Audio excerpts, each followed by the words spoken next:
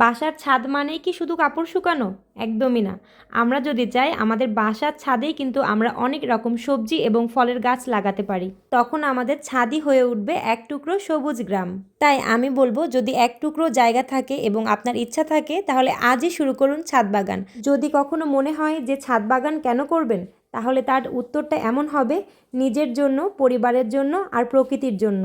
আমার করা এই ভিডিওতে আমি আমার বাসার ছাদ বাগানের কিছু অংশ তুলে ধরেছি। এখানে সফেদা গাছ থেকে শুরু করে আম গাছ, জাম গাছ এবং পেয়ারা গাছ, লেবু গাছ সহ নানা ধরনের ফলের গাছ রয়েছে। এছাড়াও এখানে রয়েছে শিম গাছ, টমেটো গাছ, যেখান থেকে আমি এই শীতকালের প্রচুর টমেটো পেরেছি। আর এখানে হচ্ছে বড়ই গাছ, দেখেন কত বড়ই ধরেছে। এখানে আমি এবছর একটা কাঁঠাল গাছও লাগিয়েছি, দেখা যাক পরের বছর কী ফল দেয় সেটা। এছাড়া এখানে শিম গাছ আছে, এবার শীতে আমি প্রচুর শিম খেয়েছি এবং আমার প্রতিবেশী থেকে শুরু করে আমার যত আত্মীয় স্বজন আমি সবার বাসায় শিম পাঠিয়েছি। আর এই যে এখানে দেখছেন টমেটো গাছ, এটা কিন্তু ভিটামিন সি এর খুব ভালো একটা উৎস।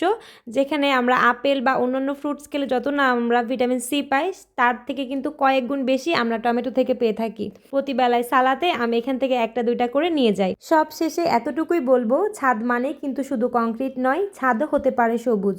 আজই ছাদ বাগান শুরু করুন এবং বিষমুক্ত ফল আর শাকসবজি খান। ধন্যবাদ সবাইকে।